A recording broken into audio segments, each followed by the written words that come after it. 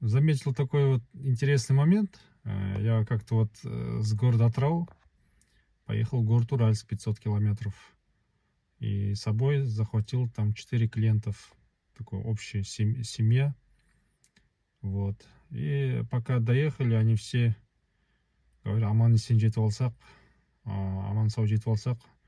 И когда вот подъезжали уже к самому городу Уральск, они чуть ли не хлопали. Ну, как бы этот не хлопали, а была такая реакция: уф, Аллах, аман жеттік па. И это, знаешь, напоминает, как когда самолет приземляется удачно, и люди хлопают. Потому что каждый раз, когда вылетаешь, это риск в каком-то степени. Нет такого стопроцентного гарантии, что выживешь. Вот. И также между Уральском и Атырау.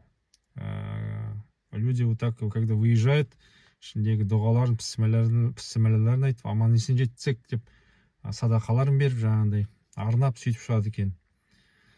Вот. Қашан енді бұл Орал мен Атыраудың екі ортасында адамдар емін еркін қорықпай жүрсе, сол уақытқа жетсек екен деген қазіргі уақытта арман. Бірақ жол саламыз дейді, бірақ әзірге ешқандай бастамасы көрінбейді. Сол айтайын деген.